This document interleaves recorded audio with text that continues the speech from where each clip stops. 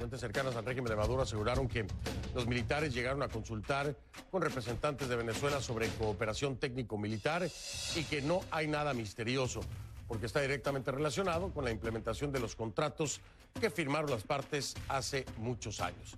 Por su parte, el secretario de Estado estadounidense Mike Pompeo advirtió que Washington no permanecerá de brazos cruzados y acusó a Rusia de agravar las tensiones en Venezuela.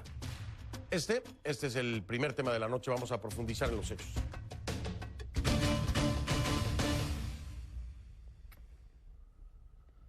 Le pido que a partir de este momento me acompañe utilizando la etiqueta numeral Conclurrusia VZLA, obviamente de Venezuela, Conclurrusia VZLA. Esa es la etiqueta que vamos a estar utilizando a partir de este momento, Conclurrusia VZLA. Sus comentarios a mi cuenta en Twitter con esta etiqueta. La cuenta es @soyfdelrincón, @soyfdelrincón. A ver, Estados Unidos lanzó una clara advertencia a Rusia. Si Moscú sigue estimulando la tensión en Venezuela, Washington no se quedará de brazos cruzados. En una conversación telefónica, el secretario de Estado, Mike Pompeo, pidió al canciller ruso Sergei Lavrov que su país deje de comportarse como ha venido haciendo hasta ahora. Pompeo también señaló que la inserción continua de personal militar ruso para apoyar al régimen ilegítimo de Nicolás Maduro podría prolongar el sufrimiento del pueblo de Venezuela, que respalda de forma apabullante al presidente interino Juan Guaidó. Así lo dijeron desde el gobierno estadounidense. Pero vamos con Osmari Hernández para que nos cuente más acerca de esta guerra de palabras entre Washington y Rusia. Ahora, Osmari, ¿cómo estás? Buenas noches, te escucho con atención. Adelante. Así es, Fernando. Muy buenas noches. Una fuente diplomática en Caracas dijo a CNN, confirmó que el pasado sábado aterrizaron 2 aeronaves de bandera rusa en el aeropuerto internacional Simón Bolívar de Maiquetía. Esto en el marco de un convenio de cooperación técnica militar que fue firmado entre Moscú y Caracas. Esto en el marco de varios convenios que se han firmado de forma bilateral en el área militar. Destacó que no se estaba realizando esta operación con opacidad. Sin embargo, hay que destacar que se había mantenido el silencio hasta hace un par de horas cuando se pronunció el presidente de la cuestionada Asamblea Nacional Constituyente, Diosdado Cabello, para asegurar que si estas aeronaves están sobrevolando el territorio venezolano es por la autorización del cuestionado presidente Nicolás Maduro. Esto fue lo que dijo Diosdado Cabello. Mañana sí, aquí va a pasar, vienen los aviones, vienen. No vale. Tanto que hablan, ayer llegaron 2 aviones de Rusia. Y entonces les entró una tembladera un poco de gente.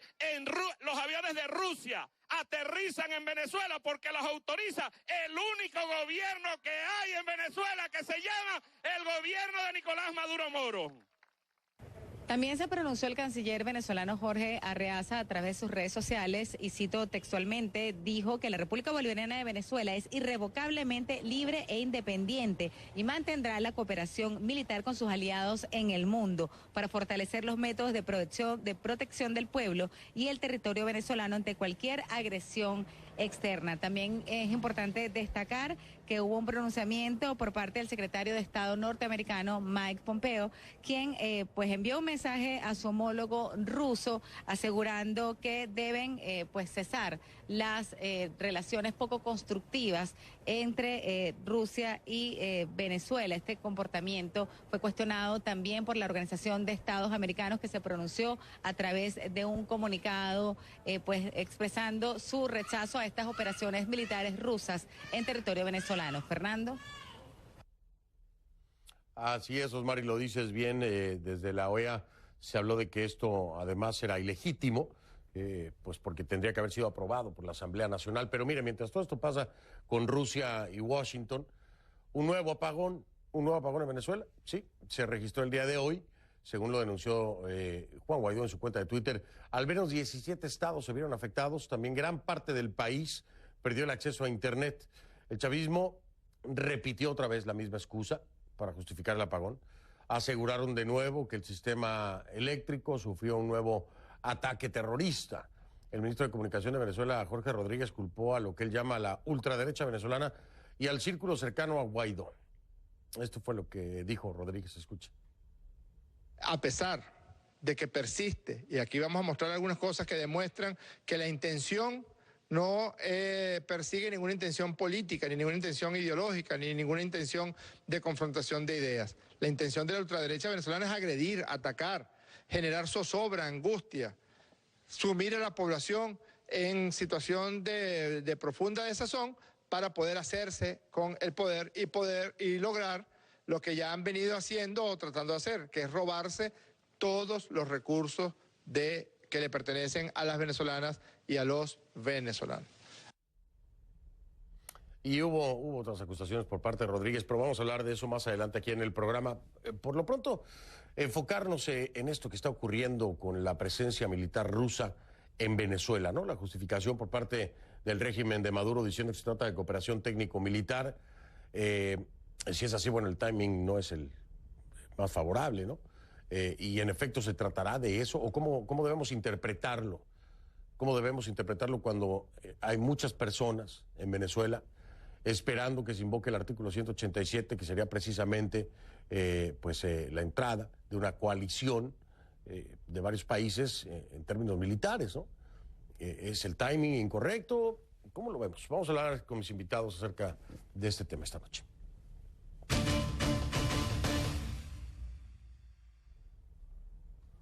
Le doy la bienvenida en este momento a Domingo Salcedo Valladares, es teniente coronel retirado del ejército venezolano, quien nos acompaña aquí en Conclusiones. Gracias por estar aquí, señor Salcedo, muy amable. Gracias a ti, Fernando, y a tu equipo de producción. Gracias, muy amable. ¿Cómo interpretamos esto, señor Salcedo? ¿Cómo se interpreta? ¿Es un mal timing? ¿Es en efecto cooperación técnico-militar que podríamos incluso citar ya ocurrido en el pasado? En diciembre, por ejemplo, de 2018, ya también se había registrado la presencia, ¿no?, de rusos militares en Venezuela. ¿Cómo lo interpretamos? ¿Qué me dice usted? Fíjate, Fernando, escuchando lo que dice, este no es el momento para una ayuda técnica, ¿ok? Evidentemente hay muchas cosas que están en el ambiente, tanto político como militar. Primero, para que entre una fuerza extranjera tiene que ser autorizada por la Asamblea Nacional. ¿Hubo esa autorización de nuestra Asamblea Nacional? No la hubo. No es el momento preciso para hacer una colaboración técnica. No es el momento preciso para hacer una colaboración técnica o técnico-militar. Entonces, ¿a qué atribuye usted la presencia? ¿Cuál sería entonces, desde su perspectiva, la presencia y la llegada de estos aviones y de estos militares rusos a Venezuela? Si desde su perspectiva no es el momento, entonces ¿es el momento de qué? ¿Qué es lo que estamos viendo? Para mí eso tiene que ver con la intimidación. ¿Ok? ¿Cómo estás? ¿Por qué llega en un momento un avión cargado? Si bien no es una gran cantidad de personas, pues en teoría las informaciones son 99 personas, pero llegan de la mano del comandante del ejército, del jefe de Estado Mayor del ejército ruso. ¿Ok? ¿De qué forma y de qué manera eso influye en este momento? Para mí tiene que ver todo esto con una suerte de provocación. Estamos tentando, estamos como dicen las peleas de perros, los perros muestran los dientes, ¿ok? Entonces estamos tratando de ver quién tiene más fuerza. Yo no veo, en este momento el país está muy necesitado, ¿verdad? Quiero que tú sepas, Fernando, que yo pertenezco a un grupo de oficiales que estamos armando un ejército en el exterior, liderizados por el capitán Javier Nieto Quintero, quien es mi compañero, hermano, amigo, y quien ha sido un luchador durante toda la vida. Pertenecemos también a una ONG llamada Nueva Conciencia Nacional, que está en pro de defender los derechos humanos de los más de 200 presos militares políticos que están siendo torturados, vejados, sin ningún tipo de derecho humano. Entonces, esa es la parte que nosotros queremos también hacer ver en este momento. Nosotros estamos siendo organizados, sin embargo, necesitamos tener un reconocimiento jurídico que nos permita ser aceptados como un ejército venezolano en el exterior. Que en algún momento, que si va a haber alguna intervención, una coalición, la coalición deberíamos liderizarla nosotros, los oficiales, sargentos de tropas, soldados, policías, que hay muchísimos. Y todos estamos en contacto directo con el capitán Javier Nieto Quintero, quien es nuestro líder y quien ha sido el pilar fundamental de toda esta organización. Qué interesante lo que me está diciendo, teniente. A ver, ¿cómo poder tener un reconocimiento jurídico como una fuerza armada o un ejército de Venezuela en el exterior? Ayúdame a entender si hay caminos, ¿no?, que pudieran darles esa validez, porque es difícil entenderlo. Vaya, en cualquier otro país pensar en que un ejército, por ejemplo, no sé, peruano, mexicano, ecuatoriano, va a existir fuera del país. Esto es visto desde el interior como algo irregular y de acuerdo a la misma Constitución no sería algo normal. ¿Cuál sería el camino? ¿Cómo poder lograr un reconocimiento jurídico? El camino es que el presidente Juan Gerardo Guaidó Márquez nos acepte como miembro de las Fuerzas Armadas, porque él es el comandante en jefe de las Fuerzas Armadas. Nos reinserte en las Fuerzas Armadas y nos dé el reconocimiento jurídico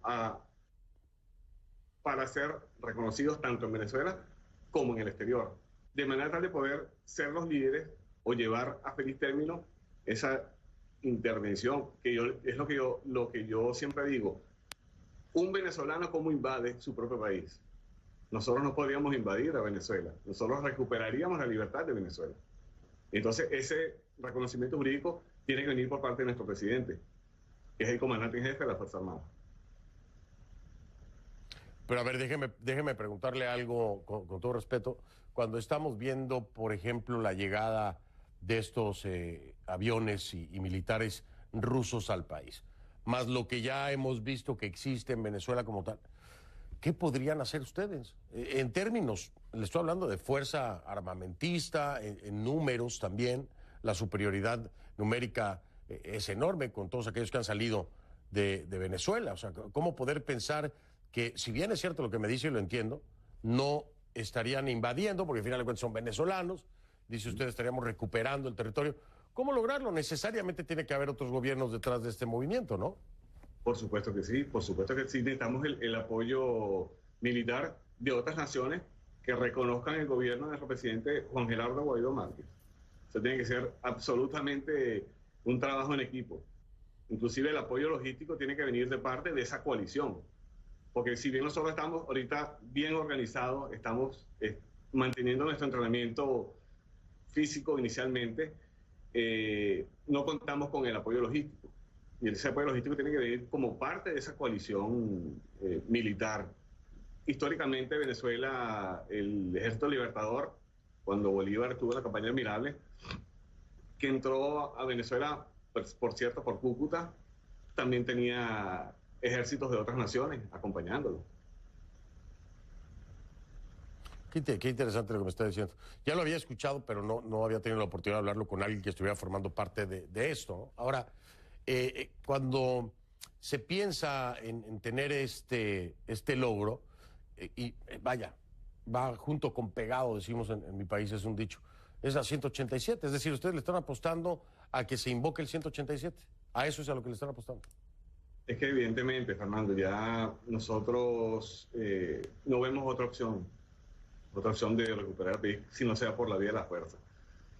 Es difícil porque evidentemente somos todos venezolanos, somos todos compañeros tal vez criados bajo un mismo concepto, que unos se desviaron en un momento y otros permanecemos fieles a nuestros ideales. Es difícil, pero la vía de la fuerza, si no, imagínate, si no hacemos lo que tenemos que hacer en este momento, que es el momento indicado, es el momento histórico en el cual nosotros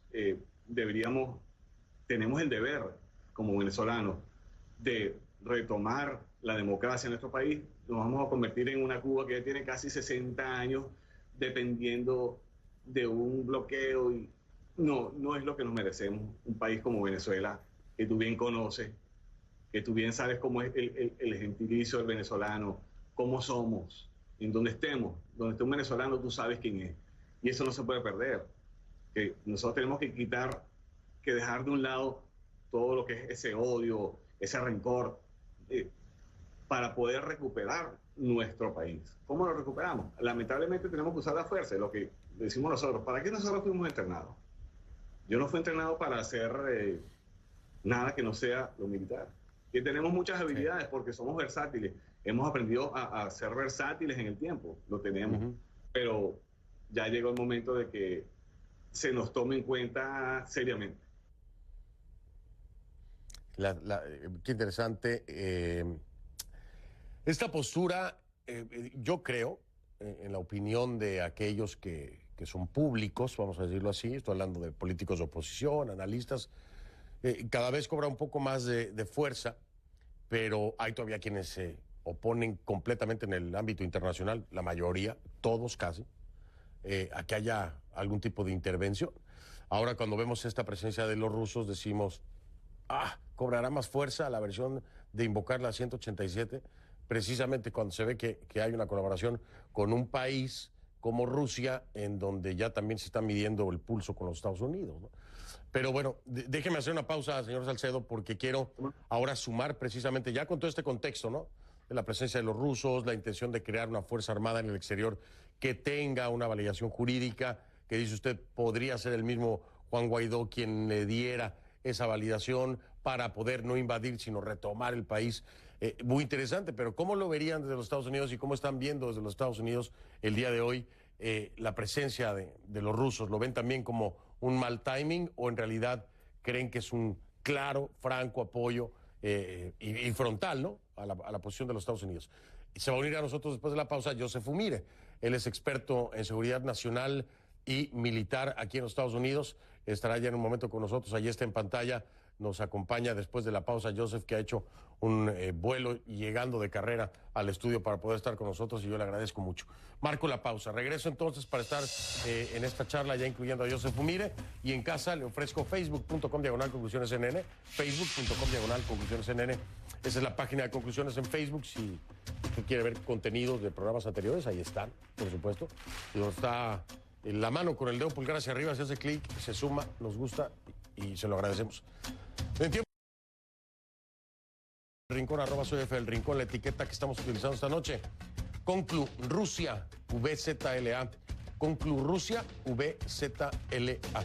Esa es la etiqueta, @soyf el Rincón es la cuenta. Regreso entonces con Rusia en Venezuela. ¿Sin misterios?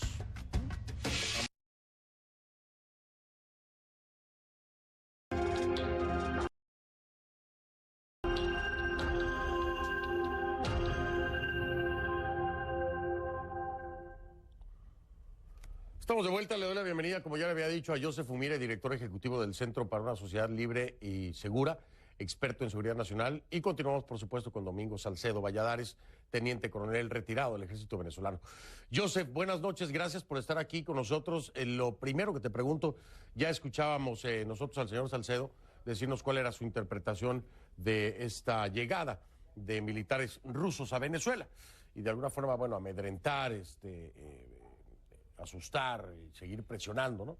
Ahora quiero escuchar tu punto, Joseph. Ustedes o tú, ¿cómo lo ves desde esta perspectiva estadounidense y por supuesto con toda la experiencia que tienes en seguridad nacional y militar?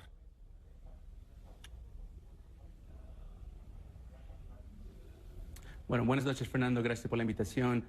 Mire, yo creo que primero lo que tenemos que ver es el propósito del viaje de los rusos a Venezuela en este momento, que, bueno, estamos en un momento muy tenso, hemos estado en esta tensión todo el año, y según nuestras fuentes nos dicen que el propósito era para revisar el armamento ruso que está en Venezuela, armamento que se fue entregando en los últimos 6-7 años, principalmente un sistema antiaéreo de baterías antimisiles S-300.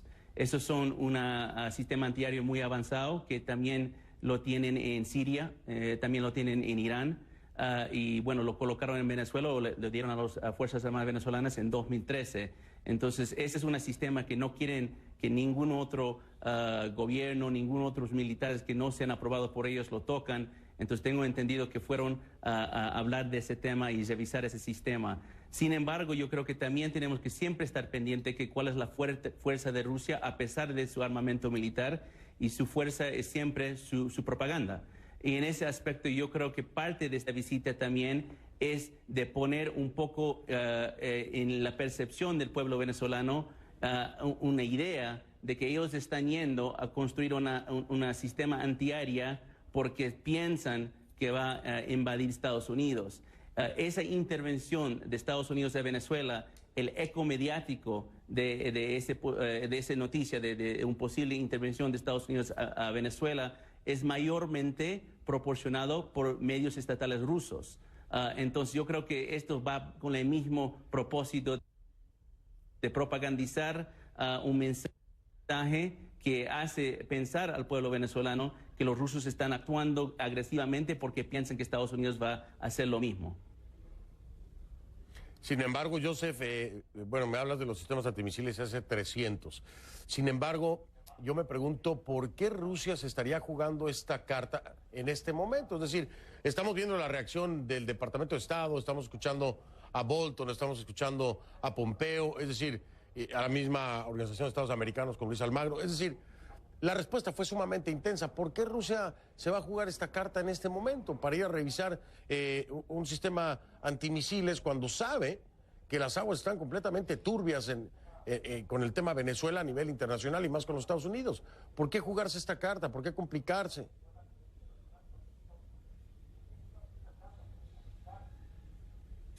Bueno, yo creo que porque Rusia está provocando, es lo que hace alrededor mundial. Lo que hace en Siria es provocar, lo que ha hecho en Ucrania es provocar, y siempre está provocando a Estados Unidos a que compromete más fuerza militar. Ellos saben que si Estados Unidos mueve de una forma más agresiva en forma militar, eso va a romper la alianza del Grupo de Lima, que el Grupo de Lima no está de acuerdo con esas acciones. Entonces ellos quieren propagandizar esa información para poder provocar a Estados Unidos a reaccionar de una forma más agresiva. Es un juego geopolítico que están jugando, pero yo creo que hay otro tema que llama la atención, y es que todo el mundo está diciendo que si Estados Unidos compromete militares norteamericanos en Venezuela sería una exageración o sería una agresión. Pero nadie está hablando tanto de la agresión de Rusia. O sea, Rusia tiene una agresión enorme, no solo en Venezuela, en muchos otros países de América Latina, pero también en Venezuela, y siempre han sido socios estratégicos del régimen de Chávez y después de Maduro, y por lo tanto son parte del problema de la crisis de Venezuela, y yo no los considero nunca parte de la solución. Señor Salcedo, ¿ha escuchado usted la perspectiva de Joseph Umire? ¿Qué le parece? ¿Le da cabida a la misma o no? De la intimidación, de la provocación, es parte de lo que dice también Joseph. Pues. Están provocando alguna reacción. Acuérdense que toda acción genera una reacción. Ya hicieron un accionar que fue llegar. Están viendo la reacción que está teniendo todo el mundo a nivel político, a nivel militar también. Yo respeto mucho lo que dice, concuerdo con sus palabras. Sin embargo, recuerda que nosotros no podemos invadir, nosotros no estamos para invadir a nuestro propio país, nosotros queremos recuperar al país. Lo entiendo, Joseph. ¿Cómo ves la idea que planteaba el señor Salcedo en términos militares para que sea un ejército validado posiblemente por el mismo Guaidó, un ejército de venezolanos, de militares venezolanos en el exterior, que pudieran retomar el país?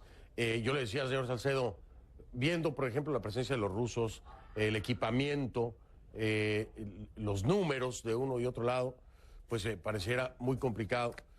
Con el apoyo de otros países, ¿te parece esto factible como una posible solución en la que incluso Estados Unidos no tuviera que meterse de lleno militarmente?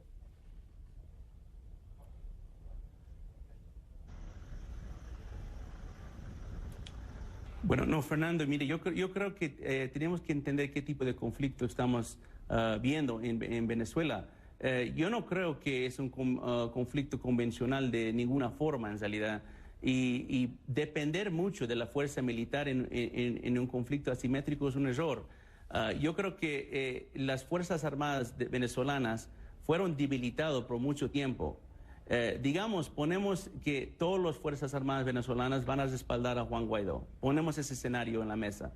Y digamos que todos van y todos admiten o reconocen a Juan Guaidó y después se ponen a defender el territorio venezolano. ¿Qué va a pasar?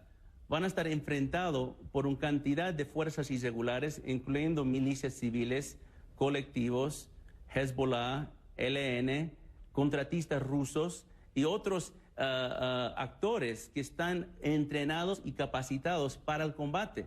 Las Fuerzas Armadas venezolanas no están entrenados para el combate. Cualquier persona que ha tenido servicio militar sabe que un soldado no puede simplemente ir a la guerra. Hay una cantidad de entrenamiento y formación que tienes que llegar justo para tener la capacidad para poder efectuar en un campo de batalla. Si podemos apreciar que, digamos, la institución de energía como PDVSA no funciona como debería funcionar, entonces deberíamos apreciar que la institución militar tampoco funciona como debería funcionar. Las dos entidades están vinculadas mucho con el mundo ilícito y dejaron su propósito como institución. Entonces, en ese aspecto, yo creo que el régimen de Maduro no depende de la fuerza militar convencional, no depende de las Fuerzas Armadas bolivarianas, depende de las fuerzas irregulares, y parte de eso son los rusos. Qué interesante lo que acaba de decir Joseph Umire, fuerzas irregulares. Ya lo decía yo en algunos de los programas, claro. Uno de los graves problemas sería, por ejemplo, en un futuro, en un nuevo gobierno, poder controlar estos colectivos. Y la presencia que ya se ha comprobado del Ejército de Liberación Nacional, de Hezbollah, como ya lo decía Joseph Umire. Está listo, y con esto voy a cerrar, señor Salcedo, ¿están listos los militares venezolanos en su entrenamiento y capacitación para enfrentar este tipo de fuerzas irregulares en una guerra asimétrica completamente, como ya lo decía Joseph Umire? La guerra asimétrica es muy difícil, Fernando. Cuanto más cuando tú mismo eres el que has armado a una serie de grupos irregulares, ¿verdad? Ponte el caso que, digamos, el presidente Juan Guaidó asume legítimamente el poder, se cesa la usurpación, se comienza con el gobierno de transición, se empiezan con las elecciones libres. Es bien difícil lo que va a quedar adentro. Es muy difícil, como lo decía Joseph, concuerdo totalmente con él. Los colectivos armados, el ELN, muchos grupos paramilitares de otros países están haciendo vida en el nuestro. Pero también quiero hacerte recordar, Fernando, que nosotros los venezolanos somos más grandes del tamaño del compromiso que se nos presenta. Entonces, en ese sentido, yo estoy seguro que con todo nuestro corazón de valientes guerreros libertadores, libertaremos nuestro país una vez más. Pues tiempo al tiempo. Por lo pronto, agradecerles eso, precisamente su tiempo, a el señor Valladares, teniente coronel retirado, Salcedo Valladares, teniente coronel retirado del ejército venezolano, y por supuesto a nuestro Joseph Umire, allá, creo que estás en Colombia, bueno, ya ni sé dónde estás, andas por todos lados siempre. Joseph Umire, Bogotá me dice. Te mando un abrazo, Joseph, muy amable. Gracias, señor Salcedo. A su orden, siempre a la orden, Fernando. Gracias, Fernando. Gracias a Joseph. Hay un retraso ahí de 3 segunditos. Voy a hacer una pausa, regreso, vamos a seguir hablando de Venezuela, pero ahora en otro ángulo, ¿no? Ya lo hemos estado viendo. El gobierno de Maduro busca acusar a muchas personas siempre de todo lo que pasa en Venezuela. Nunca es responsable el régimen, nunca es responsable Maduro, nunca es responsable su gente. Siempre hay alguien más, hay un ataque electromagnético, o bueno, vaya usted a saber qué. Ahora el gobierno, o el régimen, o como le quiera llamar, acusa a Guaidó, de Voluntad Popular, de otro complot para asesinar. ¿Cuántos van? Yo ya perdí la cuenta. ¿Cuántos complots van, Ya regreso.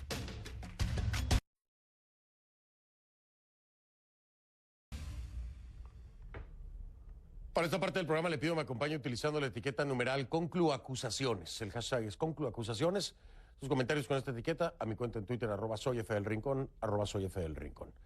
El vicepresidente sectorial de Comunicaciones, Turismo y Cultura de Venezuela, Jorge Rodríguez, acusó el sábado al partido opositor Voluntad Popular y al presidente de la Asamblea Nacional, Juan Guaidó, que también es reconocido como presidente encargado de Venezuela por más de 50 países, de estar involucrado en un supuesto esquema terrorista para llevar ataques en contra de figuras del régimen de Maduro y de participar en supuestas acciones criminales para robar recursos del Estado. Rodríguez basó sus acusaciones en mensajes de WhatsApp que habrían sido enviados y recibidos por Roberto Marrero, que es jefe de gabinete de Guaidó, y quien fue detenido, usted sabe, el pasado jueves en Caracas.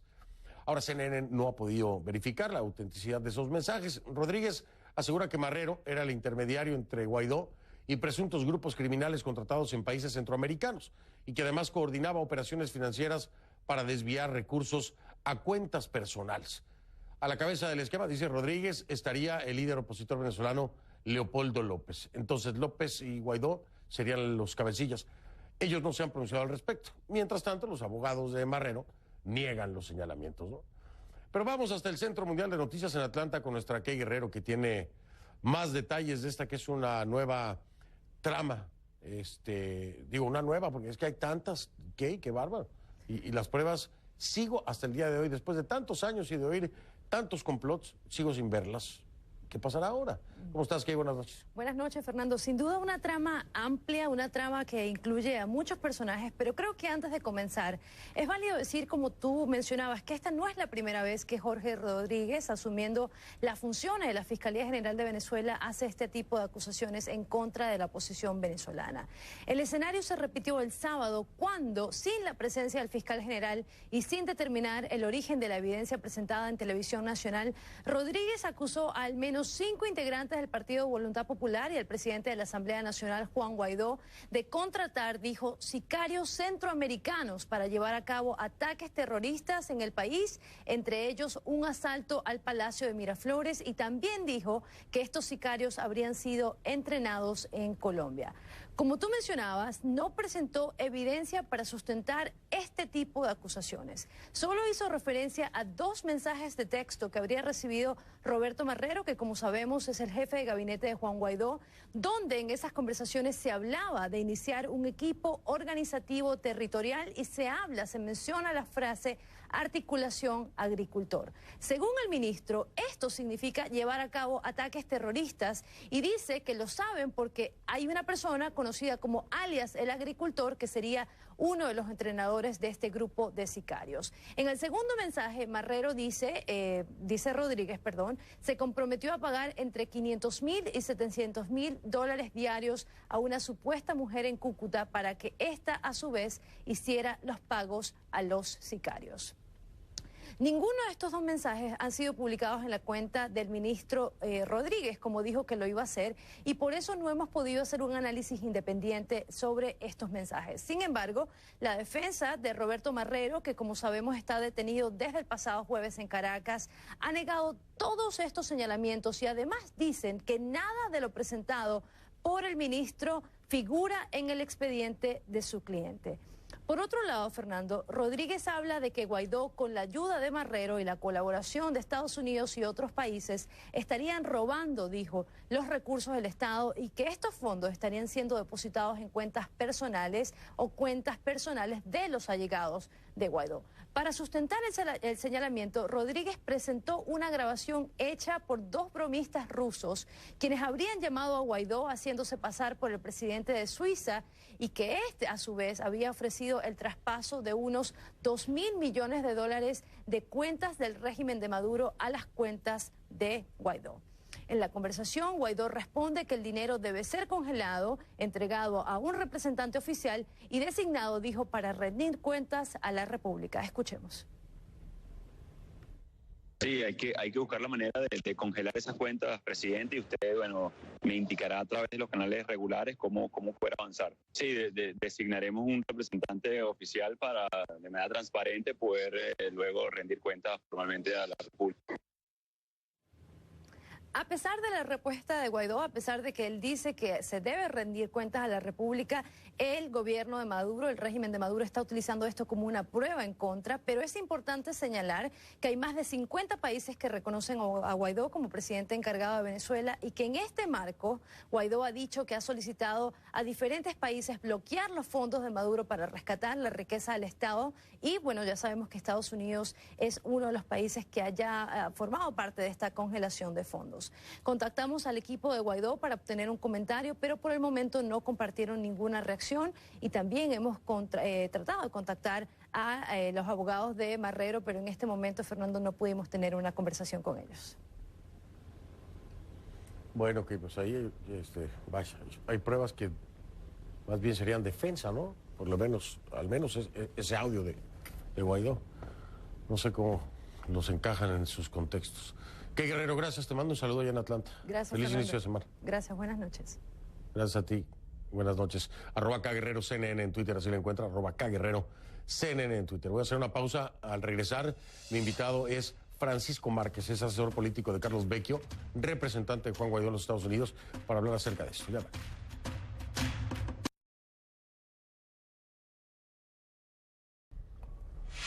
Le doy la bienvenida a Francisco Márquez, asesor político de Carlos Vecchio, representante de Juan Guaidó en los Estados Unidos. Francisco, gracias por estar aquí de nueva cuenta.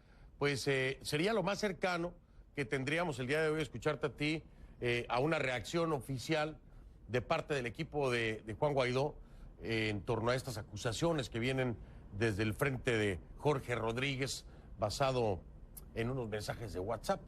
¿Qué dicen, Francisco, ustedes acerca de eso? Bueno, en primer lugar, hay que recordar que en Venezuela todo aquel que lucha por sus derechos, todo aquel que se opone al régimen, pues se enfrenta a la cárcel, al destierro o la muerte. Y esto es parte de una política, un patrón de criminalización de todo aquel que busca luchar por sus derechos. Hay que recordar, según el informe de la OEA, en los últimos 4 años llevamos miles de arrestos arbitrarios, cientos de torturados, cientos de asesinados. Y eso es lo que estamos viviendo en Venezuela y desafortunadamente Roberto Marrero es un caso de tanto tragedia y tanto dolor.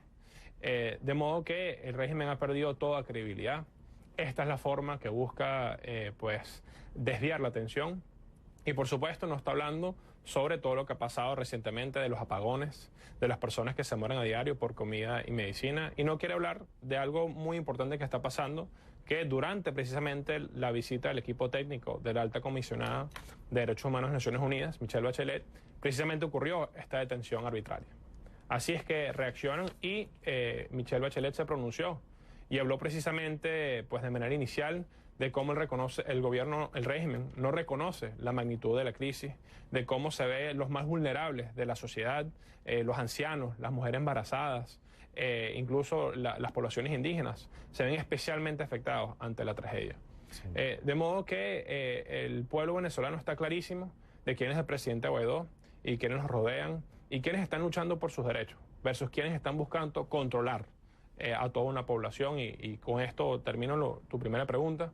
Es muy importante resaltar lo que está pasando en Venezuela. En Venezuela hay un gobierno legítimo, donde tiene el apoyo de más de 50 países, de millones de venezolanos, y existe un grupo criminal que tiene secuestrado al Estado. Eso es lo que está viviendo en Venezuela y por eso no nos sorprende estas nuevas acusaciones y estamos muy pendientes de Roberto Marrero, muy pendientes de Requesens, de esas decenas y estos miles de presos políticos ahorita y todas esas personas que siguen siendo violentadas en sus derechos humanos todos los días. Sin embargo, quiero saber si hay o existe preocupación porque hemos visto el accionar también por parte del régimen cuando se presentan estas acusaciones que además se hacen de forma completamente ilegal. Es decir, ¿a qué me refiero?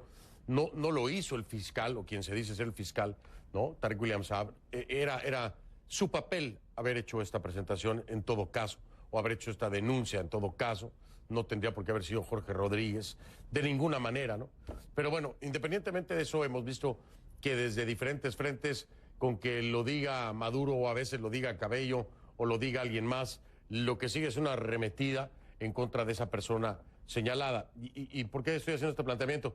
Porque aquí ya hay muchos nombres, ¿no? Estamos hablando incluso de Gustavo Guaidó, hermano de Juan Guaidó. Estamos hablando de nueva cuenta de Leopoldo López, así lo mencionan. Estamos hablando también de Planchart, que bueno, pues sustentan y aseguran que es familiar de Juan Guaidó. En fin, hay muchos nombres, Francisco. Y a veces estos nombres se convierten después en presos, vamos a ser claros.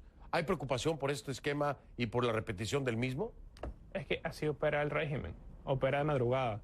Cómo secuestraron a Marrero de madrugada, llegaron a su casa a las 2 de la mañana sin orden judicial, no se supo, se podrán imaginar la angustia de su esposa o de su hermana.